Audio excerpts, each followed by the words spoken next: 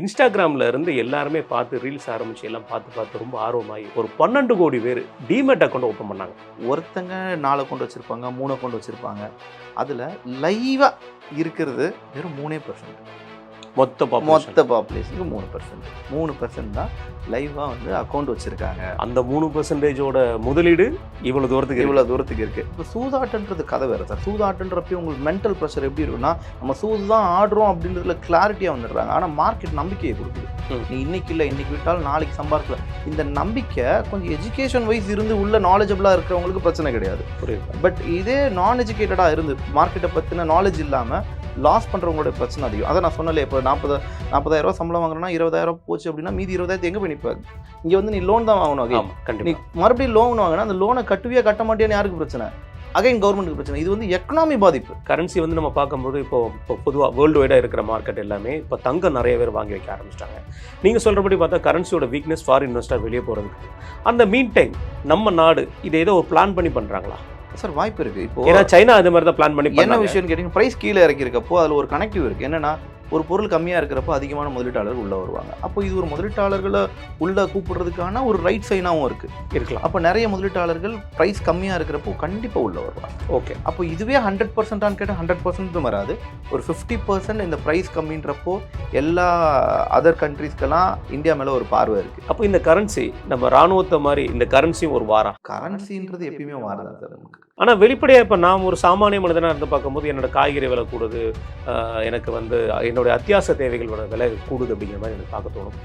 ரெப்கோ இந்த விஷயத்தை வந்து கையில் கேண்டில் பண்ணியிருக்கிறது நம்ம பணவீக்கத்தை கண்ட்ரோல் பண்ணுறதுக்காகவா அல்லது இதில் எது சூத்திரம்? ஒரு பூமின்றது யாருக்குன்னா மக்களுக்கானது. அதை பிரித்து வச்சு மக்களுக்கு என்ன நலன் செய்யணுமோ அதுக்கு தான் நாடுகள், அது நாட்டுடைய தலைவர்கள் போராடுறாங்க. அப்போ இந்த ஃபினான்ஷியல் திங் அப்படின்னு பார்க்குறப்போ எனக்கு ஒரு பொருள் சரியான விலையில் கிடைக்கணும். ஓகே, அப்போ நான் சரியான விலையில் கிடைக்கணும் அப்படின்னா பொருள் சரியான விலையில் விற்கணும். வணக்கம். இன்றைக்கு நம்முடைய சிறப்பு விருந்தினர் எக்ஸோரிக்ஸ் ஃபினான்சியல் கன்சல்டன்ட்டோட நிறுவனர் திரு கர்னல் ராஜ் அவர்கள். அவர்கிட்ட கடந்த வருடம் ஏப்ரல் 1, 2025 இந்த மார்ச் 31, 2026 வரை இந்திய பங்கு சந்தையோட மாற்றங்கள், ஏற்ற இறக்கங்கள், சில கம்பெனி நிகழ்வுகள், கரன்சியோட நிலைமை, தங்கம் வாங்கலாமா வேண்டாமா, இந்த மாதிரி பல்வேறு விஷயங்கள் நம்ம இன்றைக்கி பேச இருக்கோம். வணக்கம் பிரதர். வணக்கம் பிரதர். நம்ம சண்டே அன்னைக்கு பேசுவோம், ஏன்னா வாரம் வந்து அந்த மார்க்கெட் எப்படி இருக்குது அப்படிங்கிற மாதிரி விஷயத்த. இந்த முறை ஒரு வித்தியாசமாக கடந்த வருஷம் இந்த ஃபினான்ஷியல் இயர் நம்ம சொல்லக்கூடிய அந்த கடந்த வருஷம் எப்படி இருந்துச்சு இந்திய பங்கு சந்தை? அதில் குறிப்பாக பார்த்தா நம்ம பழைய நிறைய ஏற்ற இறக்கத்தை பார்த்தோம். அதில் குறிப்பாக செப்டம்பர் மாதம்லாம் செம ரைஸ். பரவாயில்லப்பா, இவ்வளோ ரைஸ் இருக்கே, நல்ல பிஸ்னஸாக இருக்குமே அப்படிங்கிற மாதிரி எனக்கே தோணுது. அதுக்கப்புறம் நினச்சிருப்பேன், அதுக்கப்புறம் இப்போதான்டா தெரியுதுங்கிற மாதிரி சில விஷயத்துக்குள்ள வந்தோம் அப்படின்ற மாதிரி. ஆமாம், நல்ல முள்ளும் நிறைஞ்சமாக இருந்தது. என்னோட கேள்வி முதல்ல எது இருந்து ஆரம்பிக்குதுன்னா, இந்த 2025 ஸ்டார்டிங்கில், அதாவது இந்த ஃபினான்ஷியல் இயர் ஸ்டார்ட் பண்ண உடனே இன்ஸ்டாகிராமில் இருந்து எல்லாருமே பார்த்து ரீல்ஸ் ஆரம்பித்து எல்லாம் பார்த்து ரொம்ப ஆர்வமாகி ஒரு 12 கோடி பேர் டிமெட் அக்கௌண்ட் ஓப்பன் பண்ணாங்க. அவங்களுடைய நிலைமை, அந்த பணம்லாம் என்ன நிலைமையில இருக்கு, அதை பற்றி எப்படி பார்க்குறீங்க? டிமெட் அக்கௌண்ட்ன்றதை தாண்டி மக்கள் வந்து ஃபஸ்ட்டு நமக்கு ஒரு புரிதல் வரணும். எவ்வளோ பேர் ட்ரேட் பண்ணுறாங்க, என்ன ட்ரேடர்ஸோடைய நிலைமை என்னன்னு ஒரு சும்மா ஒரு அவுட்லைன் கொடுக்குறேன். ஆல்மோஸ்ட் நமக்கு வந்து 147 கோடி பாப்புலேஷன். இந்த பாப்புலேஷனில் எவ்வளோ பேர் நமக்கு சும்மா ஜென்ரலாக பார்த்தோம் அப்படின்னு எவ்வளோ பேர் வந்து ட்ரேடர்ஸாக இருப்பாங்க? இன்னும் சொல்லப்போனால் ட்ரேடர்ஸ்ன்றதை தாண்டி டிமேட் அக்கௌண்ட் வச்சுருக்கிறவங்க. Demat account any online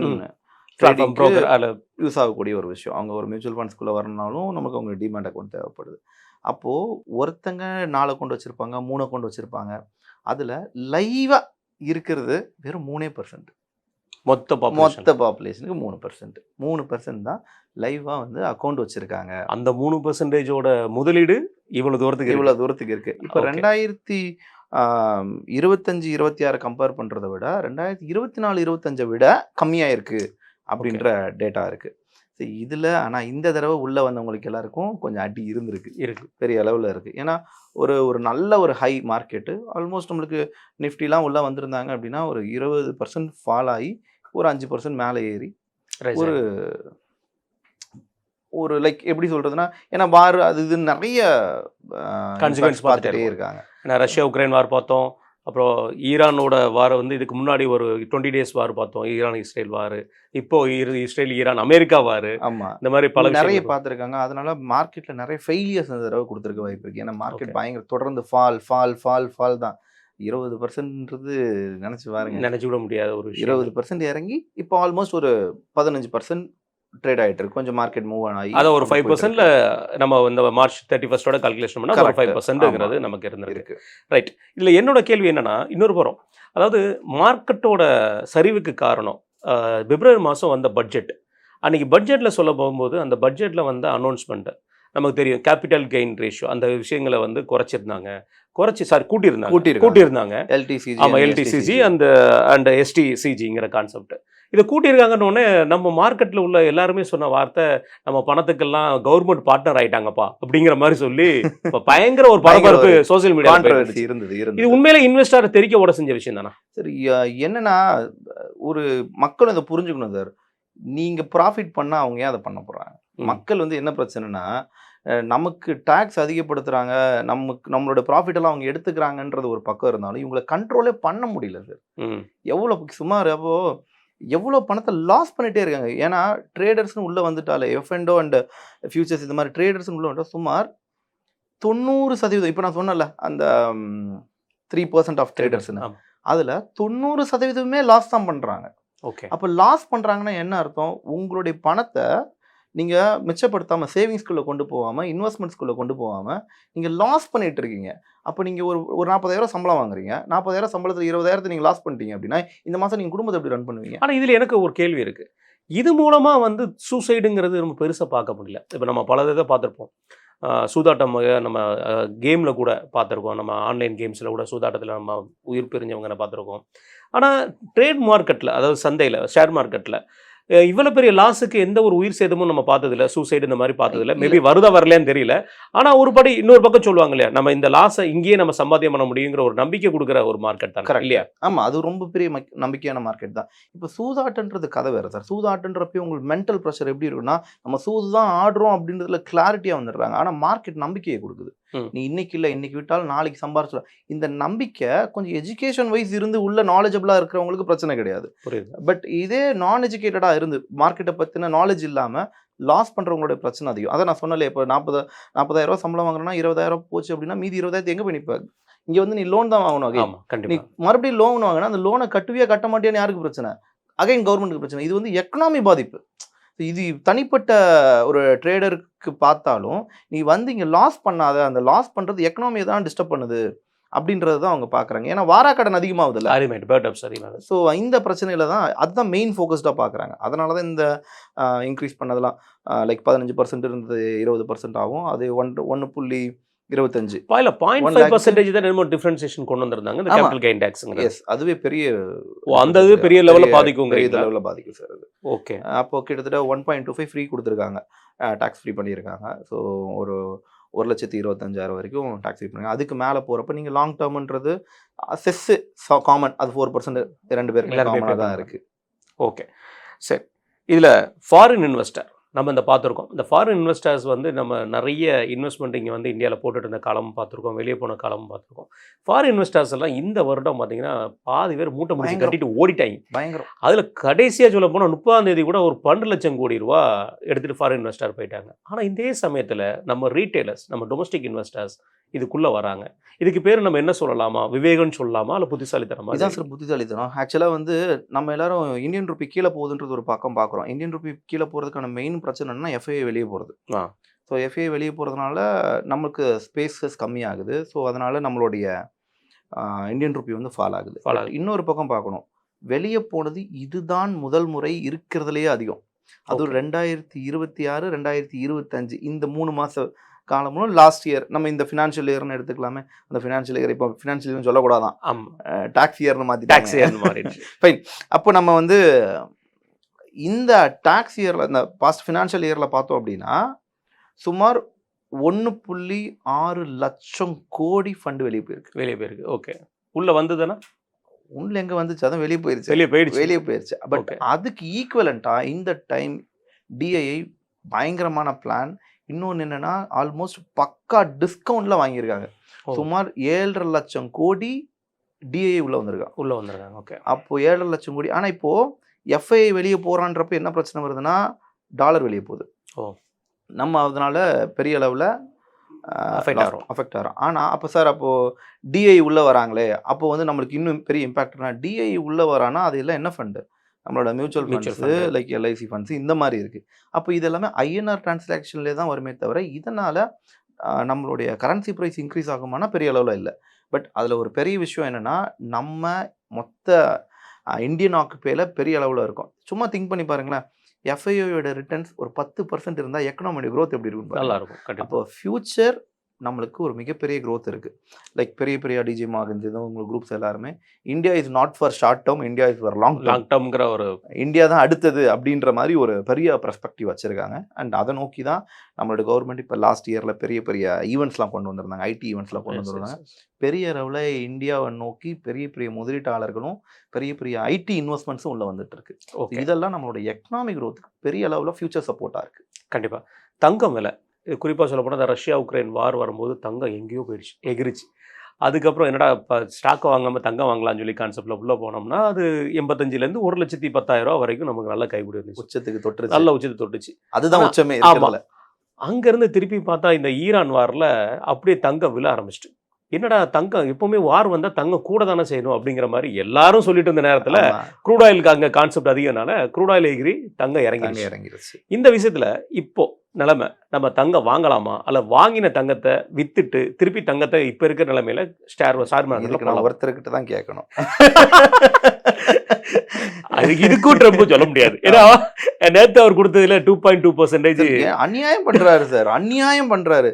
வேணுன்றாரு வேணான்றாரு. இப்போ நேற்று என்ன சொல்ற, நீ ஹார்மோஸை திறக்காம போ, நான் நிறுத்திக்கிறேன் அப்படின்றாரு. இன்னொரு பக்கம் அவன் சைடில் இன்னைக்கு என்ன சொல்லியிருக்காங்கன்னா, நான் எல்லாரோட யூஎஸ் இதுலேயே அடிக்க போறேன்னு இருக்காங்க. இது வந்து ஒரு புரியாத புதிர் மாதிரியே தான் இருக்குது. வேணுன்றாங்க வேணான்றாங்க. அதுக்கு ஏற்ற மாதிரி மார்க்கெட்டு ரோலர் கோஸ்டரா மாறிடுச்சு. ஏறுது இறங்குதே தவிர 2.25% வந்து மார்க்கெட் க்ரோத் ஆயிருக்கு அமெரிக்கன் மார்க்கெட். இப்போ இன்னைக்கு டவ் வந்து நேற்று மட்டுமே அவ்வளோ கூடி இருக்கு. இன்னைக்குமே நம்ம இந்தியன் மார்க்கெட்ல வந்து ஒரு 2% வந்து ஒரு நல்ல ஹைப், ஒரு பாசிட்டிவ் சைன் கொடுத்துருக்கு. Positive sign after long days வந்து ஒரு பாசிட்டிவ் சைன் கொடுத்துருக்கு. ஆனா பட் இப்போ மார்க்கெட் இப்போ ரெக்கவர் ஆகுன்ற ஒரு ஸ்டேஜ். இப்போ டெக்னிக்கலா பார்த்தோம்னா இது ஒரு ஸ்ட்ராங் ஒரு சப்போர்ட் ரீஜனா இருக்கு. இதை பிரேக் பண்ணிடக்கூடாது அப்படின்னு எல்லா இன்வெஸ்டர்ஸும் வெயிட் பண்ணிட்டு இருக்காங்க. ஒருவேளை மேபி நாளைக்கு அடிக்கிற அடியில இன்னைக்கு அடிச்ச பட் என்ன நடக்கும்னே தெரியல. நமக்கு ஒவ்வொரு நாள் இன்னைக்கு நம்ம ஒரு எதிர்பார்ப்புல இருக்கோம். சரி ஓகே, இந்த மாதிரியான ஒரு பாசிட்டிவ் நியூஸ் இருக்கு, இனிமேட் போகும்னு நினைக்கிறோம். அதை அப்படியே முழுமையா உடச்சி விடுற மாதிரி அடுத்த நாள் ஒரு நியூஸ் வருது. அப்போ மார்க்கெட்டை பொறுத்த வரைக்கும் ஆல்ரெடி நான் சொன்னதுதான், இது வந்து நீங்க உங்க பணத்தை பத்திரமா வச்சிருக்கிற நேரம் இது. ஓகே. ஆனா கோல்டுலயே இந்த டிஃபரன்ஸ், இப்போ கோல்டு நம்ம பார்த்தோம் அன்னைக்கு ட்ரம்ப் அவர்களுடைய அனௌன்ஸ்மெண்ட்டுக்கு அப்புறம் கோல்டோட அந்த அந்த ரேஷியோ கூடினது நமக்கு தெரிஞ்சது. கிட்டத்தட்ட வந்து ஒரு ஸ்லாப் வந்து பார்த்தோம் ஒரு 2400 ஏதோ சம்திங் அந்த ரேஷியோவில் இருந்தது சப்போர்ட். அதுக்கு கீழே வந்துட்டா முடியாதுங்கிற மாதிரி விஷயத்தில் கரெக்டாக அதுக்கு கீழே வந்தோடனே ஒரு பெரிய லெவலில் ஃபாரின் இன்வெஸ்ட்மெண்ட் மணி உள்ளே வந்த மாதிரி. அதுக்கப்புறம் வந்து பார்த்தீங்கன்னா 15% கிட்டத்தட்ட 1 இயரில் பார்க்க வேண்டியதை வெறும் 3 மணி நேரத்தில் 15% ஃபண்ட் ரேஷியோவை லாபத்தில் எடுத்துகிட்டு போயிருக்காங்க. அந்த ஒரு ட்வீட்டுக்கு இவ்வளோ பெரிய வேலை இருக்குமா? கண்டிப்பாக இருக்குது சார். இப்போ என்னன்னா மார்க்கெட்டை பொறுத்த வரைக்கும் தெர் இஸ் அ லிக்விடிட்டின்னு ஒரு விஷயம் இருக்குது. மார்க்கெட் ரன் ஆகிறதுக்கு காரணமே லிக்விடிட்டி தான். லிக்விடிட்டி ஈஸியாக புரிகிற மாதிரி சொல்லணும்னா, விற்கிறதுக்கு ஒரு ஆள் இருந்தால் தான் வாங்குறதுக்கு ஒரு ஆள் இருக்கும். அப்போது நீங்கள் வந்து ஒரு நம்ம நார்மலாக ஈஸியாக மக்களுக்கு புரியுற மாதிரி ஒரு நம்பர் சொல்லுவோம். ஒரு 100 ரூபாய்க்கு ஒரு 1 லட்சம் குவான்டிட்டி இருக்குன்னு வச்சுக்கலாம். 100 ரூபாய்க்கு ஒரு பொருளோட விலை 100 ரூபாய், 1 லட்சம் குவான்டிட்டி இருக்குது. 50 ரூபாய்க்கு அதோடைய விலை 100 ரூபாய்க்கு இருந்த பொருளோட விலை 50 ரூபாயும் இருக்குது. 50 ரூபாயில் ஒரு 50,000 குவான்டிட்டி தான் இருக்குது. அதே ஒரு 25 ரூபாயில் ஒரு 10 லட்சம் குவான்டிட்டி இருக்குது. அப்போது 10 லட்சம் குவான்டிட்டி எனக்கு வேணும்.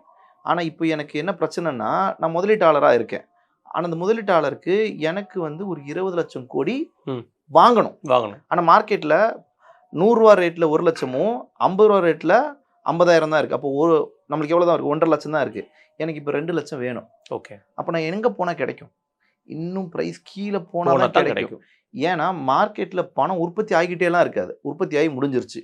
கோல்டு ஆல்ரெடி நமக்கு ஃபண்ட் ஃப்ளோக்குள்ளே வந்துருச்சு. அப்போ எந்த இடத்துல அதிகம் கோல்டு கிடைக்குதோ அங்கே போனால் தான் என்னால் அதை லாபம் பார்க்க முடியும். ஓகே. அப்போது ஆல்ரெடி வாங்கினவங்க ஒரு 5% இருப்பாங்க, அது ஒரு ப்ராஃபிட்டில் இருக்குன்னா அந்த இடம் போய் அந்த லிக்விடிட்டி நான் கிராப் பண்ணணும். இது வந்து ஒரு டெக்னிக்கலாக நடக்கக்கூடிய ஒரு விஷயம். அப்போ அந்த அளவுக்கு ப்ரைஸ் கீழே இறங்கினா தான் ஒரு டிஸ்கவுண்ட் ப்ரைஸ் கிடைக்கும், ஒரு கரெக்டான விலையில் வாங்க முடியும், அதிக முதலீட்டாளர்கள் உள்ளே வர முடியும். இவ்வளோ கால்குலேஷனும் இருக்குது. பட் இந்த கால்குலேஷனுக்காக தான் இவ்வளோ பிரச்சனைகளுமே நடக்குதா அப்படின்னா, நம்ம ரிலேட் பண்ணி பார்க்குறப்போ ஓகே இதெல்லாம் தான் ஒரு கனெக்டிவாக கொண்டு வருது அப்படின்னு நம்மளுக்கு ஒரு புரிதலுக்குள்ளே வர முடியுது. ஓகே, புரியுது. இதில் மார்க்கெட் வந்து கடந்த காலங்களில் 2009 வந்து பார்த்தீங்கன்னா ஒரு 21% வந்து ட்ராப் ஆயிருக்கு. அதுக்கப்புறம் 2012 வந்து ஒரு 9% வந்து ட்ராப் ஆயிருக்கு. 16 அதே மாதிரி 9. அப்புறம் நம்ம கொரோனா பீரியட் எல்லாருக்குமே தெரிஞ்சது 26%. இந்த 26ல் இந்த 25-26ல் இயர் எண்டில் நம்ம பார்த்தது 20% வரைக்கும் போயிருந்தது, 25%. கரெக்ட். அதுக்கப்புறம் ரெக்கவரி ஆகி ஒரு இப்போ 5% வரைக்கும் தான் இப்போ நமக்கு இந்த ட்ராப் இருக்கு. ஆனால் இந்த 2009க்கு அப்புறம் 2010ல் வந்து 2009ல் எப்படி 21% ட்ராப் ஆச்சோ, ஆனால் 2010ல் 74% நமக்கு பவுன்ஸ் பேக் கொடுத்துருக்கு. கரெக்ட். ஸோ 12ல் வந்து கம்மியாக போயிருக்கு, 13ல் அது கம்மியாக இருக்குது, 16ல் 9% ட்ராப் ஆனது, 17ல் வந்து 19% ஹைக் ஆயிருக்கு, 20ல் 26% ட்ராப்பு, 21ல் 71% ஹைக், இப்போ 5%. இந்த நிதியாண்டு எப்படி இருக்கும்? இது இந்த வரக்கூடிய நிதியாண்டுன்றதை பார்க்குறதுக்கு முன்னாடி முடிஞ்ச இடத்துல நீங்கள் பார்த்தீங்கன்னா ஆரம்பிச்ச இடத்துக்கு கிட்டத்தட்ட வந்துட்டோம். ஓகே. இந்த ஒரு வருஷத்தில் 4 குவார்ட்டராக பிரிச்சிடலாம். அந்த 4 குவார்ட்டரில் முதல் குவார்ட்டர்லேருந்து 3வது குவார்ட்டருக்கு என்ன ப்ரைஸ் இன்க்ரீஸ் ஆச்சோ ஆல்மோஸ்ட் ஒரு 20%, அடுத்தது ஒரு 10, அடுத்தது ஒரு 10, அப்போ ஓவரால் 20% மார்க்கெட் ஏறினதை ஒரே குவார்ட்டர் Q4ல் மொத்தத்தையும் இறக்கி இப்போ ஒரு 5%. அப்போ ஆரம்ப ப்ரைஸ்க்கும் இப்போதைக்கும் பார்த்தீங்கன்னா ஒரு 5% டிஃப்ரென்ஸில் இருக்குது. ஆனால் நிஃப்டி இதெல்லாம் ஒரு பெரிய விஷயம் இல்லை, அது கிட்டத்தட்ட 10 பேரிடர்களை சந்தித்து மறுபடியும் மீண்டு வந்த ஒரு மார்க்கெட்னா அது நிஃப்டி பற்றி. இதை அந்த 10 பேரிடர்களை பற்றி நம்ம ஒரு நாள் பேசுவோம் கண்டிப்பாக. ஓகேங்களா? அப்போ என்ன பிரச்சனைனா இப்போ இருக்கிற மார்க்கெட் ஒரு பாசிட்டிவ் சைன். ஏன்னா மார்க்கெட் ஒவ்வொரு தடவையும் கீழே விழுறப்போ பெரிய அளவில் எந்திரிச்சு நிற்கக்கூடிய மார்க்கெட் நிஃப்டி. ஸோ இதையுமே மக்கள் அப்படி தான் பார்க்குறாங்க, இன்வெஸ்டர்ஸுமே அந்த மாதிரி தான் பார்க்குறாங்க. ஒரு ப்ராப்பரான டிஸ்கவுண்ட் ப்ரைஸில் இருக்குது. இனிமேல் மார்க்கெட் பெரிய அளவில் ப்ராஃபிட் தரதுக்கான வாய்ப்புகள் இருக்கிறது தான். ஒருவேளை விழுந்தா இதுக்கு கீழே எவ்வளோ தூரம் விழ வாய்ப்பு இருக்கும்? கிட்டத்தட்ட அதோடைய மேஜர் ஏரியாவுக்கு வந்துருச்சு சார். இதுக்கப்புறம் கீழே விழுந்தது அப்படின்னா இங்கேருந்து ஆல்மோஸ்ட் நமக்கு ஒரு 15% வரைக்கும் மார்க்கெட் கீழே போகிறதுக்கான வாய்ப்பு இருக்குது. ஓகே. இங்கிருந்து இறங்குச்சுன்னா. பட் மோஸ்ட்லி இறங்குறதுக்கான வாய்ப்புகள் ரொம்ப ரொம்ப ரொம்ப கம்மி. புரியுது. ரைட். இந்த மார்க்கெட் பெர்ஃபார்மன்ஸ் அதுதான் நான் உங்கள்கிட்ட கேட்கணும் வந்தது. வேர்ல்டு வைடாக எல்லா மார்க்கெட்டுமே இப்போ டவுனில் இருக்குது. ஆனால் இந்த 2025 2026 காலகட்டங்களில் ஒவ்வொரு மார்க்கெட்டுமே ஓரளவுக்கு பவுன்ஸ் பேக் பார்த்துட்டு இப்போ ஏதோ கொஞ்சம் அந்த வார் இஷ்யூனால டவுனில் இருக்கலாங்களா? ஆனால் நம்ம மார்க்கெட்டோட பெர்ஃபார்மன்ஸ் ஓவராலாக பார்த்தா அந்த 25-26ல் கம்பேர் வித் அதர் மார்க்கெட்டுக்கு இப்போ கம்பேர் பண்ணும்போது நம்ம ரொம்ப வீக்காக இருக்கும். இது எதனால்? இது எஃப்ஐ வெளியே போனது சார். மெயின் ரீசன் எஃப்ஐ வெளியே போகிறாங்க.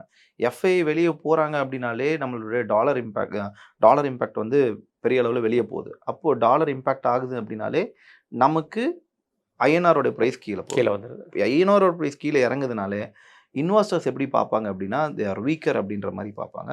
ஸோ மோஸ்ட்லி டாலர் வெளியே போகுது, அப்போ டாலர் ஸ்ட்ராங் ஆகுது. அப்போ பாண்ட்ஸ் எல்லாம் எங்கே போகும் தன்னால? US government. ஸோ அப்போ இங்கே இருக்கக்கூடிய லைக் ஈக்விட்டிஸ் எல்லாத்தையும் செல் பண்ண ஆரம்பிப்பாங்க. செல் பண்ணிட்டு பாண்ட்ஸாக தான் வாங்குறாங்க. அந்த பாண்ட்ஸில் ரிட்டர்ன்ஸ் வர்றது அவங்களுக்கு, ஏன்னா அவங்க கம்பல்சரி 4% கொடுத்துட போகிறான். ஸோ அதனால் அவங்க அதை ஸ்ட்ராங்காக நினைக்கிறாங்க. ஆல்ரெடி வார் அது இதுன்னு ஏகப்பட்ட பிரச்சனை இருந்ததுனால இங்கேருந்து கொஞ்சம் தப்பிச்சு வெளியே போனது. அதுவும் அதான் ஃபஸ்ட்டு பண்ணோம் இல்லை, அதிகமான லெவலில் வெளியே போயிட்டாங்க. ஸோ அதனாலேயே நம்மளோட ப்ரைஸ் மார்க்கெட் கீழே வருது. பட் இது வந்து நெகட்டிவாக இருந்தாலும் பட் ஃபியூச்சருக்கு இது ஒரு பாசிட்டிவான ஒரு விஷயம். ஏன்னா டிஐ உள்ள வந்திருக்காங்கல்ல, லாஸ்ட் டைம் நம்ம பார்த்தது அதோட இந்த கரன்சி வந்து இவ்வளோ தூரம் கீழே விழுது இல்லையா? கரன்சி வந்து நம்ம பார்க்கும்போது இப்போ பொதுவாக வேர்ல்டு வைடாக இருக்கிற மார்க்கெட் எல்லாமே இப்போ தங்கம் நிறைய பேர் வாங்கி வைக்க ஆரம்பிச்சிட்டாங்க. நீங்கள் சொல்கிறபடி பார்த்தா கரன்சியோட வீக்னஸ் ஃபாரின் இன்வெஸ்டர் வெளியே போகிறதுக்கு. அந்த மீன் டைம் நம்ம நாடு இதை ஏதோ ஒரு பிளான் பண்ணி பண்ணுறாங்களா சார்? வாய்ப்பு இருக்குது. இப்போ ஏன்னா சைனா அது மாதிரி தான் பிளான் பண்ணி என்ன விஷயம்னு கேட்டிங்கன்னா ப்ரைஸ் கீழே இறக்கிருக்கப்போ அதில் ஒரு கனெக்டிவ் இருக்குது. என்னன்னா ஒரு பொருள் கம்மியாக இருக்கிறப்போ அதிகமான முதலீட்டாளர்கள் உள்ளே வருவாங்க. அப்போ இது ஒரு முதலீட்டாளர்களை உள்ளே கூப்பிடுறதுக்கான ஒரு ரைட் சைனாகவும் இருக்கலாம். அப்போ நிறைய முதலீட்டாளர்கள் ப்ரைஸ் கம்மியாக இருக்கிறப்போ கண்டிப்பாக உள்ளே வருவாங்க. ஓகே. அப்போ இதுவே 100%ஆன்னு கேட்டால் 100% வராது. ஒரு 50% இந்த ப்ரைஸ் கம்மின்றப்போ எல்லா அதர் கண்ட்ரீஸ்க்கெல்லாம் இந்தியா மேலே ஒரு பார்வை இருக்குது. இப்போ ப்ரைஸ் கம்மியாக இருக்கப்போ பொருள் கம்மியாக கிடைக்கும். அப்போது அவங்களுடைய முதலீடு அதிகமான லெவலில் உள்ளே இருக்கும். ரைட். அப்போ இந்த கரன்சி நம்ம இராணுவத்தை மாதிரி இந்த கரன்சியும் ஒரு வாரா? கரன்சின்றது எப்பயுமே வாருதான் சார் நமக்கு. ஏன்னா நம்மளை வாரி விடாதுல்ல. ஆமாம், அது வேணும். ஆமாம்.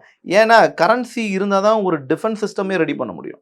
ஸோ அப்போ ஆர்மியாக கரன்சியான்னு பார்த்தா கரன்சி தான். கரன்சி இருந்தால் தான் ஆர்மி, கரன்சி இல்லைன்னா ஆர்மியே வீக் தான். ஸோ அதனால் கரன்சி வந்து ஒரு நாட்டுக்கு ரொம்ப ஒரு ஸ்ட்ரென்த் அண்ட் பிளேயாக இருக்கும்.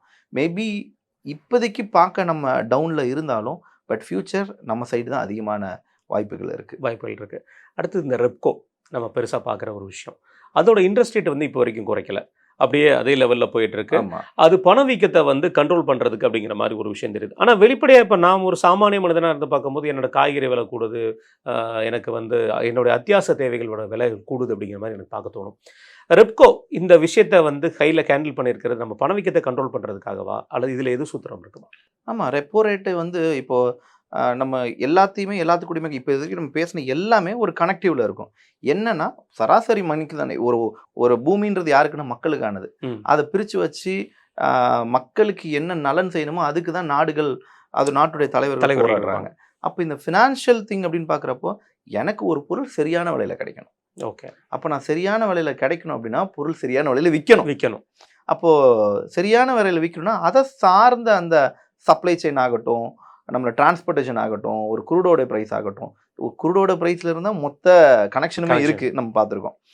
அப்போது ஒரு பொருள் கரெக்டான விலையில் இருக்குன்றப்போ எனக்கு பிரச்சனையே கிடையாது. ஆனால் கரெக்டான விலையில் இல்லைன்னா, நான் இன்றைக்கி என்னுடைய குடும்பத்தோடைய சம்பளம் வந்து ஒரு மொத்தம் ஒரு 2 பேர் சேர்ந்து சம்பாதிக்கிறோம், 50,000 சம்பாதிக்கிறோன்னு வைங்க. அந்த 50,000 வச்சு என் குடும்பத்தை ரன் பண்ணுறதுக்கு 50,000 செலவாகுது. இப்போ பொருளுடைய விலையெல்லாம் ஒரு 20,000 அதிகமாகிடுச்சு. அப்போ 20,000க்கு நான் மறுபடியும் எங்கே போவேன்? ஓகே. மறுபடியும் நான் பேங்க்குக்கு தான் போவேன். அப்போ பேங்க்கிட்ட இருந்து நான் லோன் வாங்கணும். அப்போ பேங்க் என்ன பிரச்சனை பண்ணுறேன், நான் உனக்கு இன்ட்ரெஸ்ட்டை கம்மியாக கொடுத்தா தான் லோனுக்கு வரேன். நான் ரெப்போ ரேட் இன்க்ரீஸ். அப்போ ஆர்பிஐ என்ன பண்ணுறான், பேங்க்ஸுக்கு ரெப்போ ரேட்டை இன்க்ரீஸ் பண்ணுறான். ரெப்போ ரேட்டை இன்க்ரீஸ் பண்ணுறதுனால லோன் இன்க்ரீஸ் ஆகுது. லோனோட இன்ட்ரெஸ்ட் ப்ரைஸ் இன்க்ரீஸ். இப்போ நீங்கள் எப்படி கடன் வாங்குவீங்க வந்து, அப்போ கடன் வாங்கினாலும் ஒரு பெர்சன்டேஜ் வரைக்கும் இன்க்ரீஸ் ஆகுது. அப்போ உங்களுக்கு கடன் வாங்க வைக்கக்கூடாதுன்றது அவங்களோட பிளான். ஓகே. ஏன்னா கல்லால் பணம் வேணும். கல்லால் பணம் இருந்தால் தான் அடுத்த விஷயங்களை நான் ரன் பண்ண முடியும். அதனால் கண்டிப்பாக இன்ஃப்ளேஷன் உள்ளே வந்தது அப்படின்னா ரெப்போ ரேட்டை இன்க்ரீஸ் பண்ணியே தீருவாங்க. பட் இது வரைக்கும் நம்ம 5.25ல் இருக்குது ரெப்போ ரேட்டு. 4லேருந்து 6க்கு போய் 6லேருந்து இறங்கி 5.25ல் இருக்குது. இது ஒரு பாசிட்டிவ் சைன் நமக்கு. பட் மேலும் இது இந்த கிரைசிஸ்லாம் இருந்தது, இன்னும் ஆயிலில் பிரச்சனை வருது, எல்பியில் பிரச்சனை வருது அப்படின்னா ஆல்ரெடி நம்ம பார்த்துட்ருக்கோம், நிறைய விலைகள் இப்போயே ஏறிடுச்சு. லைக் நார்மலாக இப்போ ஹாஸ்டல் பசங்களாம் இருக்காங்க, போய் சாப்பிட்றாங்க, 100 ரூபான்றது 150 ரூபா வரைக்கும் ஏறி போச்சு. அப்போது மேபி கம்மிங் டேஸில் இது தொடருமானால் ரெப்போ ரேட் கண்டிப்பாக இன்க்ரீஸ் ஆகும். ரெப்போ ரேட் இன்க்ரீஸ் ஆகிறது இன்னொரு பாசிட்டிவும் இருக்குது. ரெப்போ ரேட் இன்க்ரீஸ் ஆச்சுன்னா கவர்மெண்ட்லேருந்து அவங்களோட இன்ட்ரெஸ்ட் ரேட் அதிகமாகதில்ல, அப்போ வெளிநாடுகள் மறுபடியும் முதலீட்டுக்கு உள்ள வர வாய்ப்புகள் இருக்கும். ரைட். இதில் என்னோட அடுத்த கேள்வி வந்து நம்ம பார்ப்போம், டிஃபென்ஸோட ஐட்டங்கள், நம்ம ரயில்வே, இது நம்ம பப்ளிக் செக்டாரோட கம்பெனி, நம்ம இந்தியன் கவர்மெண்டோட பப்ளிக் செக்டார் நல்ல ரிட்டர்ன்ஸ் கொடுத்தது கடைசி 2 வருஷம் நம்ம பார்த்துருக்கோம். ஆனால் இந்த வருடம் ரொம்ப ஒரு நம்ம பார்த்த வரைக்கும் ரொம்ப என்ன சொல்கிறது, ரொம்ப டவுன் த எர்த் போயிடுச்சு. மேபி இந்த டிஃபென்ஸ் வந்து இந்த HAL இந்த மாதிரியான கம்பெனிஸ் வந்து இந்த வார்னால கொஞ்சம் அப்படியே லைட்டாக எந்திரிச்ச மாதிரி நம்ம பார்க்குறோம். ஸோ இந்த மாதிரியான மாற்றங்கள் எப்படி பார்க்குறீங்க? நம்ம பப்ளிக் செக்டர் கம்பெனியே இப்போ ரொம்ப வீக் ஆகிறது எப்படி பார்க்குறீங்க? சரி, இப்போது இன்வெஸ்ட்மெண்ட்ஸ் உள்ளே வேணும்ல, அப்போது இன்வெஸ்ட்மெண்ட்ஸ் உள்ளேயே வரல. அதனாலேயே மார்க்கெட் வந்து ஒரு பெரிய ஃபால் இந்த தடவை இருந்தது. கவர்மெண்ட் செக்டார் சைட்லேருந்து ஒரு பெரிய ஃபால் இருக்கிறதுக்கான காரணம் FII வெளியே போனதும், ப்ளஸ் பாண்ட்ஸ் பெருசாக இப்போது நம்பிக்கை இல்லை உங்கள் நாட்டு மேலே, எல்லோரும் வெளியே போயிட்டீங்க, முதலீடு இல்லை அப்படின்றப்ப தன்னால் மார்க்கெட் வந்து ஃபால் ஆகிறத பார்க்குறோம். ஃபால் ஆகிற அட் த சேம் டைம் பாண்ட்ஸ்னு ஒரு பக்கம் இருக்குது. அப்போ மக்களுக்கு என்ன, இன்வெஸ்டருக்கு என்ன நம்பிக்கை வேணும் அப்படின்னா, ஓகே இந்த நாட்டில் இவங்களுடைய பாண்ட்ஸில் இப்போ இன்வெஸ்ட் பண்ணோம் அப்படின்னா இவங்க நல்ல ரிட்டர்ன்ஸ் தராங்கன்னு பார்க்கணும். ஆனால் ருப்பி ரேட் தான் ஃபால் ஆகிட்டு இருக்கு. அப்போ ருப்பி ரேட் ஃபால் ஆகிறப்ப எனக்கு எப்படி நீ ரிட்டர்ன்ஸ் தருவேன் அப்படின்னா, அந்த பாண்ட்ஸோடைய பெரும்பாலும் பாண்ட்ஸில் இன்வெஸ்ட் பண்ணணும். பட் பாண்ட்ஸில் இன்வெஸ்ட் பண்ணுறதுக்கான லெவல்ஸ் ரொம்ப கம்மியானதுனால இன்னொரு பக்கம் நம்ம அந்த ஃபாலை பார்த்தோம். அதனால் கவர்மெண்ட் சைட்லேருந்து இருக்கக்கூடிய ஸ்டாக்ஸ் எல்லாமே major of the stocks fall தான் இருந்துச்சு, ட்ராவில் தான் இருந்துச்சு. நம்ம எப்போவுமே பார்க்கக்கூடிய விஷயம், தகவல் தொழில்நுட்பத்துறையில் வந்து படிக்கும்போதே நீ எப்படியாவது இன்ஜினியர் ஆயிடுறா, ஐடி கம்பெனியில் சேர்ந்துடுறாங்கிற மாதிரி சொல்கிறது தான் நம்ம தமிழ்நாட்டோட மேக்ஸிமம் வழக்கம். அது அர்பனில் வந்து ரொம்ப பார்ப்போம். நம்ம இந்த வருடம் இந்த கடந்த ஃபினான்ஷியல் இயரில் ஐடி கம்பெனியோட பெர்ஃபார்மன்ஸ்லாம் பார்த்தா ரொம்ப கவலைக்கிடமாக இருந்த மாதிரி தெரிஞ்சிச்சு. சில டைங்களில் வந்து நல்லா இருந்தது, செப்டம்பர்லாம் வரும்போது ரொம்ப பரவாயில்ல, பீக்கில் இந்த மாதிரி இருந்தாங்க. ஆனால் இப்போது இந்த AI வந்ததுக்கப்புறம், ஆந்த்ரோபிக் இதெல்லாம் வந்ததுக்கப்புறம் கண்ணீர் விட குறையாக தான் இருக்கிற மாதிரி தெரியுது. பல கம்பெனிஸ் அவங்களோட டவுன் த எர்த்துக்கு வந்து போயிட்டாங்க. நம்ம குறிப்பாக சொல்ல போனால் TCSலாம் இப்போ எந்த நிலைமையில் இருக்காங்கங்கிறது பேச முடியாத அளவுக்கு இருக்குது. இது எப்படி பார்க்குறீங்க? ஆனால் இந்த கம்பெனிஸ்லாம் சொல்கிறது இது மூலமாக நாங்கள் சம்பாத்தியம் பண்ண முடியும், AI மூலமாகவும் நாங்கள் சம்பாத்தியம் பண்ண முடியும். இது நியாயமாக நடக்கிறதானா இல்லை இது மிமிக்ஸா? ஆமாம், இது வந்து நியாயமாக நடக்கிறது சார். இப்போது இந்த வேலை இழப்புன்றது ஒரு பிரச்சனை இருக்குதுன்னு வைங்க, நான் அது இல்லைன்னே நம்ம சொல்ல முடியாது, அது மறுக்கவும் முடியாத உண்மை. ஆனால் ஒரு கம்பெனி ரெவன்யூ நோக்கி தான் ஓடும். அப்போ நம்ம கம்பெனி முதலீட்டாளர்கள்ன்ற பட்டியலில் தான் நம்ம பார்க்குறோம். அப்போ முதலீட்டாளர்கள்னு பார்க்குறப்போ அவனுடைய சிஸ்டமை மாற்றுவான். ஒரு ஐடியில் நான் வந்து ஒரு 10 பேரை வச்சு வேலை வாங்குற இடத்துல நான் ஒரு ஆளை வச்சு வேலை வாங்குறேன் அப்படின்ற மாதிரி ஒரு பேச்சு இருக்குன்றப்போ, பட் அது அவனுக்கு லாபகரமாக தான் அமையுது. ஒரு கம்பெனியை பொறுத்த வரைக்கும் அது லாபகரமாக தான் அமையுது. அப்போது அது வந்து ப்ராஃபிட்டை நோக்கி தான் போகுதே தவிர கம்பெனி ரெவன்யூ வந்து டேமேஜ் பண்ண போகிறது இல்லைன்றது கிளாரிட்டி ஆகிடுச்சு. ஏன்னா அவங்க எந்த அளவுக்கு எம்ப்ளாயிஸ் கொடுக்கணும், அவங்களுக்கு சேலரி கொடுக்க வேண்டியது கம்மியாகுது இல்லையா, அந்த ஆனால் வேலை நடந்துக்கிட்டு தான் இருக்குது. அப்போது ஒரு கம்பெனி க்ரோவிங் ஏரியாவில் தான் இருக்குது. பட் இவங்க எல்லாரும் என்ன சொல்கிறாங்கன்னா, நிறைய ஏஐஸை உள்ள இம்ப்ளிமெண்ட் பண்ணுறதுக்கு தே ஆர் ரெடி. நிறைய ஏஐ கற்றுக்கிட்டு இருக்கக்கூடிய பர்சன்ஸை எடுத்துக்கிட்டும் இருக்காங்க. அது இல்லாமல் கவர்மெண்ட்டுமே இதுக்கு பெரிய அளவில் சப்போர்ட்டிவாக இருக்குது ஏஐ கற்றுக்கிறதுக்கு. இந்த லாஸ்ட் வேர்ல்டு முழுக்க இருக்கிற கவர்மெண்ட்ஸ்லேயே இந்தியன் கவர்மெண்ட் வந்து இந்த 3rd பொசிஷனில் இருக்கிறது குறிப்பிடத்தக்கது. ஏன்னா வந்து ஏஐ கற்றுக் கொடுக்குற விதத்துலையும் ஏஐக்காக ஸ்பெண்ட் பண்ணுறது. இந்த இப்போ சமீபத்தில் டெல்லியில் நடந்த கடந்த மாதம் டெல்லியில் நடந்த இந்த மாநாட்டில் கூட ஃபின்லாண்டோட பிரசிடென்ட் இது சொல்லியிருப்பார். ஆமாம், இன்னைக்கு வந்து இந்தியாவில் வந்து நாங்கள்லாம் ஏஐ கற்றுக்கிட்டு இருக்கோம். ஏன்னா பிகாஸ் நான் உதாரணம் ஏன் சொல்லுன்னா, ஈவன் 5வது 6வது பிள்ளைங்க ChatGPT யூஸ் பண்ண ஆரம்பிச்சிட்டாங்க. தெரியல, ஃபின்லாண்ட்னாலே education. So the Finland president வந்து சொல்றது நமக்கு எவ்வளோ பெரிய கௌரவங்கிற ஒரு விஷயம் தான். ரைட், நம்ம போகிற ஃபியூச்சருக்கு உண்டான விஷயத்தில் நம்ம ஏஐ ஸ்ட்ராங்காக இருக்கும். ஆனால் இதில் என்ன ஒரு சந்தேகம்னா, ஐடி ஃபீல்டை பொறுத்த வரைக்கும் நமக்கு தெரியுது, ஒரு வேளை வேலைகள் வந்து ட்ராப் ஆச்சுன்னா ஏகப்பட்ட நம்ம ப்ராப்ளம், அன்எம்ப்ளாய்மெண்ட் விஷயம் நிறைய வரும். ஆனால் இந்த கம்பெனியோட ஷேர்ஸ் எல்லாம் க்ரோத் ஆகிட்டு இருக்கு அப்படிங்கிற அவங்க சொல்கிற கம்பெனி சொல்கிறத நம்ம பிலீவ் பண்ணுறதா இருந்தால், வெளியே வரவங்களாம் அந்தந்த கம்பெனி ஷேர்ஸை வாங்கணுமா, இல்லை வேற கம்பெனிக்கு ரெசியூம் பண்ணணுமா? கொடுக்குற சம்பளத்தை வாங்கி எதையாவது வாங்கி வச்சுட்டு செட்டில்மெண்ட் ரொம்ப முக்கியம். ஏன்னா மக்களுக்கு தெரிய வேண்டியது தொழிலாளர் நல சட்டம் இன்று முதல் அமல். 2 நாள்ல அவன் செட்டில்மெண்ட் பண்ணி ஆகும். ஸோ எப்படி கண்டிப்பாக சார், இப்போது ஏஐ செக்டார்ஸ் வந்து பெரிய அளவில் க்ரோத் இருக்குன்றப்போ, ஐ மீன் ஐடி செக்டார்ஸ் பெரிய அளவில் க்ரோ ஆகிறதுக்கு ஏஐ மிகப்பெரிய ஒரு சப்போர்ட்டிவ் பாயிண்ட்டாக இருக்கும். ஏன்னா நான் அதை தான் சொல்கிறேன் இல்லையா, நம்ம மார்க்கெட் வந்து ஆல்ரெடி ஒரு பெரிய ஃபால் எதிர்பார்த்துருக்கு. ஒரு ஃபால் எதிர்பார்க்குது அப்படின்னாலே அதுக்கு மறைமுகமான உண்மை நிறைய இன்வெஸ்டர்ஸ் உள்ளே வர போகிறாங்கன்னு தான் அர்த்தம். ஸோ ஆல்ரெடி நமக்கு நிறைய இடம் ஒதுக்கீடுகள்லாம் பண்ணியாச்சு. நம்ம ஏஐ சென்டர்ஸ் ஓப்பன் பண்ணுறதுக்கு, டேட்டா சென்டர்ஸ் ஓப்பன் பண்ணுறதுக்குலாம் பெரிய அளவில் இடம் ஒதுக்கியிருக்கோம். அப்போது எல்லா நாடுகளும் டேட்டா சென்டர்ஸை நோக்கி நம்ம சைடு தான் வராங்க. இப்போ ஐடி செக்டார்ஸில் ஒரு தாக்கம் இருக்குன்னா அது ஏஐயோடைய தாக்கமாக இருக்கும். பட் எல்லா ஐடி செக்டார்ஸும் என்ன பண்ணிட்டாங்க, நாங்கள் ஏஐ இன்டெகிரேட் பண்ணிக்கிறோம் அப்படின்ற அளவில் இருக்காங்க. அண்ட் எல்லா ஐடி எம்ப்ளாயுமே ஏஐயில் இப்போது முன்னுரிமை காட்டுறதும், அதை பற்றி லேர்ன் பண்ணுறதும், இன்னும் எப்படி ஒர்க் ஃப்ளோவை ஈஸி பண்ணுறதும் அப்படின்ற அளவுக்குலாம் போக ஆரம்பிச்சிட்டாங்க. ஈவன் நம்மளுமே இப்போது நம்ம ஃபினான்ஸு சம்மந்தமே இப்போ N8 ஒரு விஷயத்த புதுசாக உள்ளே லான்ச் பண்ணி மொத்த ஒர்க் ஃப்ளோவுமே மெயின்டைன் பண்ணுறதுக்கு என்ன ரொம்ப ஈஸியாக இருக்குது. ஓகே, ஸோ நம்மளை ஈஸியாக மானிட்டர் பண்ணுது, அது நம்மளை மானிட்டர் பண்ண ஆரம்பிச்சிருச்சு இப்போ இது ரொம்ப யூஸ்ஃபுல்லாகவும் இருக்குது. அது நம்ம கொஞ்சம் மாறணும், அப்கிரேடேஷன்ன்றது தேவைப்படுது இல்லையா? கண்டிப்பான முறையில். அப்படி இருக்கும்போது இந்த வரக்கூடிய ஃபினான்ஷியல் இயரில் எது நல்லா இருக்கும்னு நீங்கள் நினைக்கிறீங்க? அதாவது நம்ம யாருக்கும் சஜஸ்ட் பண்ணல, பட் இந்த கம்பெனிஸை நம்ம பார்த்தா கோ த்ரூ பண்ணோம்னா நமக்கு ஓரளவுக்கு பெட்டராக இருக்கும் அப்படின்னு. ஐடி செக்டார்ஸ் மேஜராக நம்ம பார்க்கக்கூடிய ஒரு அதில் ஏதாவது ஸ்பெசிஃபிக் கம்பெனி, ஸ்பெசிஃபிக் கம்பெனிஸ்ன்னு போக வேணாம், பொதுவாகவே போகலாம். ஏன்னா ஒவ்வொருத்தங்க ஒவ்வொரு நாள் ஒவ்வொரு புது விஷயங்களை கண்டுபிடிச்சிட்டு வராங்க. ஸோ இண்டெக்ஸாக போகிறது ஒரு சேஃபர் ஜோனாக இருக்கும். ஏன்னா இப்போ அப்கமிங் டேஸில் ஒவ்வொரு தடவையும் ஒவ்வொரு நியூ அப்டேட்ஸ் வருது. இப்போ நம்ம ஆந்த்ரோபிக்னு எடுத்துக்கிட்டா ஆந்த்ரோபிக்கில் கிளாட் வந்துச்சு, கிளாடில் ஏகப்பட்ட அப்டேட்ஸ் வந்துருச்சு. இப்போ 3 வாரத்தில் மார்க்கெட்டே தலைகீழ போயிடுச்சு. ஸோ அதனால் நிறைய விஷயங்கள் பாசிட்டிவாக இருக்குது. வரக்கூடிய காலத்தில் என்ன பிளான் வச்சுருக்காங்கன்றதை பார்த்துட்டு அதுக்கப்புறம் ஒரு பர்டிகுலர் ஸ்டாக்கை நம்ம சூஸ் பண்ணுறது ஆல்வேஸ் ஃபைன். ஆனால் இப்போ இருக்கிற சூழ்நிலை வேடிக்கை பார்க்க வேண்டிய சூழ்நிலை. ரைட், இந்த பேங்க் நிஃப்டி இந்த வருடம் பார்த்துருக்கோம். இந்த பேங்க் நிஃப்டியோட ஸ்டேஜ் எப்படி இருக்க வாய்ப்பு இருக்கும் அடுத்த வருடங்களில்? ஆல்ரெடி கிட்டத்தட்ட எல்லா ஸ்டாக்ஸுமே ஒரு மாதிரி ஒரு 20 தான். இனிமே பாசிட்டிவ் சைன் கொடுக்க வாய்ப்புகள் நிறைய இருக்கு. ஓகே, ஸோ இனிமே ஒரு கிரீன் சிக்னல் கொடுக்கும் மார்க்கெட் அப்படின்னு நம்புகிறோம். ஸோ வருங்கூடிய காலகட்டத்தில் எல்லா ஸ்டாக்ஸுமே, ஏன்னா கிட்டத்தட்ட ஒரு டிஃபென்ஸ், ஃபார்மா இவங்க மட்டும்தான் கொஞ்சம் பாசிட்டிவ் சைனில் இருந்தாங்க. மீதி எல்லாருமே ஒரு நெகட்டிவ் சைன் தான் இது வரைக்கும். இந்த லாஸ்ட் ஒரு 100 டேஸ்ன்னு பார்த்துக்கிட்டோன்னா எல்லாமே நெகட்டிவ் தான். எப்படா திரும்புவேன். அதுல இந்த ஒரு மாசம் பயங்கர அடி. எந்த அளவுக்கு இன்னைக்கு 2000 பாயிண்ட் இருக்கு, நாளைக்கு 4000 பாயிண்ட் இறங்கிருமோன்னு ஒரு பயம் வேற இருக்கு. எப்ப என்ன நியூஸ் வரும், வாரில் என்ன இம்பாக்ட் பண்ண போறாங்கன்னு மக்களுக்கு தெரியாம தடுமாறிட்டு இருக்காங்க. இதுல என்ன ஒரு மைனஸ் பாயிண்ட்னா, நம்ம ட்ரம்ப் அவர்கள் நேத்து போட்ட 48 மணி நேரம் கழிச்சு உள்ள ட்வீட்டை இன்னைக்கு நம்ம ஆளுக்கு மீடியால போட்டிருக்காங்க. இது எதற்காக போட்டிருப்பாருன்னு. அப்ப இங்க இருக்கிற இன்வெஸ்டர் பயந்தானா சொல்லி முடியும். ஆமா, இந்த மீடியாவும் அதுக்கு ஒரு கான்செப்டா இருக்க வாய்ப்புகள் கண்டிப்பா இருக்கு சார். இப்போ ஏன்னா அப்பப்போ இப்போ வேர்ல்ட் மார்க்கெட் பொறுத்த வரைக்கும் அப்டேட்டிவா இருக்கிறவங்க இன்வெஸ்டர்ஸ். கண்டிப்பா. ஸோ அப்போ அவங்களுக்கு அவர் போட்ட அடுத்த 10 நிமிஷத்துல கிடைக்குது, மார்க்கெட் ரியாக்ட் ஆகுது. நம்ம நியூஸ்ல நாளைக்கு தான் தலைப்பு செய்தியிலே எப்படி ஆச்சாமே அப்படின்னா அதை பார்த்துட்டு மறுபடியும் அடுத்த ஒரு ரேலி போகுது. ப்ராஃபிட் புக்கிங்ன்றதும் பெரிய அளவுல தான் இருந்துட்டு இருக்கு. மார்க்கெட்டோடைய ப்ராஃபிட் புக்கிங் அண்ட் இன்வெஸ்டர்ஸ் உள்ள வர்றது, அக்குமுலேஷன் ஏரியா, ஸோ இதெல்லாம் ஒரு பெரிய பார்க்கப்படுது. ஆமா, ரைட். என்னோட இறுதியான சப்ஜெக்ட் பிட்காயின். இது வந்து யங்ஸ்டர்ஸை ரொம்ப இன்வால்வ்மெண்ட் பண்ணி கொண்டு போகிற ஒரு விஷயம். நம்ம பார்த்துருக்கோம், நிறைய யங்ஸ்டர்ஸ், இங்கே இருக்கிற யங்ஸ்டர்ஸ் இந்த பிட்காயினில் வந்து இன்வெஸ்ட்மெண்ட் பண்ணிட்டு இருந்தாங்க. இந்த வருடம் ஸ்டார்டிங்கில் பிட்காயினுக்கு நல்ல ரேட் இருந்துகிட்டே இருந்துச்சு. ஆனால் இந்த வாருக்கு அப்புறம் பிட்காயினோட ரேட் ரொம்ப ட்ராப் ஆகிருக்கு. எப்படி பார்க்குறீங்க? பிட்காயின் டேரெக்டாக தூக்கிட்டு வராமல் நம்ம அப்படியே கிரிப்டோ அப்படின்னு போனாலே ஒரு பக்கம் ஒரு நல்ல ஃபால் இருந்தது. ஏன்னா சேம் த வே எல்லாருடைய பார்வையும் எங்கே போகுது அப்படின்னா டாலர் ஸ்ட்ராங் ஆகுது அப்படின்றது பக்கம் மாறிடுச்சு. அப்போது டாலர் ஸ்ட்ராங் ஆகுது ஏன்னா பிகாஸ் இந்த வார் அப்படின்னு உள்ளே வரப்போ டிஜிட்டல் கரன்சின்றது யாராலையும் கண்ட்ரோல் பண்ண முடியாத ஒரு விஷயம்.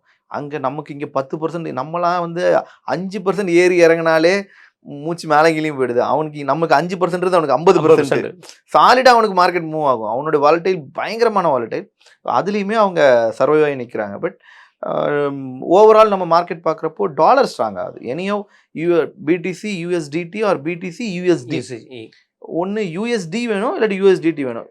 அப்போ யூஎஸ்டின்றது அதுவுமே ஒரு டிஜிட்டல் கரன்சி, ஸ்டேபிள் கரன்சி. யூஎஸ்டின்றது ஆல்ரெடி நமக்கு தெரிஞ்சு தான் டாலர். அப்போ டாலர் இம்பேக்ட் இங்கே ஸ்ட்ராங் ஆகுதுல்ல, அப்போ இங்கே ஸ்ட்ராங் ஆகிறதுனால கண்டிப்பாக பிடிசி இறங்கி தான் ஆகணும். பட் எனியோ இதுக்கு முன்னாடி இந்த சுச்சுவேஷன்லாம் வந்திருக்கு பிடிசிக்கு, பிட்காயினுக்கு பர்டிகுலராக அது மறுபடியும் பூம் ஆகிறதுக்கு வாய்ப்புகள் இருக்குது. ரைட். இந்த 2026 ஸ்டார்ட் ஆக போகுது. இந்த நாள் முதல் நல்ல லாபமாக இருக்கணும்னு சொல்லி நம்மளும் எல்லாருக்கும் ப்ரே பண்ணுவோம். அதே சமயத்தில் ஃபண்டமெண்டல் அனலைசிஸ் பண்ணலாமா, டெக்னிக்கல் அனலைசிஸ் பண்ணலாமா, மீடியா அனலைசிஸ் பண்ணலாமா, இல்லை எதுவுமே வேண்டாம் ட்ரம்போட ட்வீட்டை பார்க்கலாமா? ட்ரம்போட அனலைசிஸ் இப்போதைக்கு இருக்கிறது, ட்ரம்ப் அனலைசிஸ் பண்ணலாம்.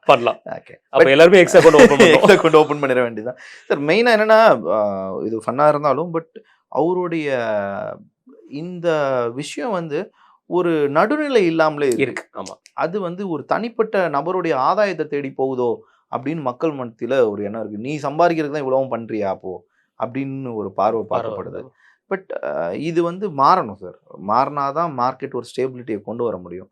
ஏன்னா சும்மா ட்விட்டு போட்டால் ரியாக்ட் ஆகுதுன்ற ட்விட்டு போட்டுகிட்டே இருக்க முடியுமா?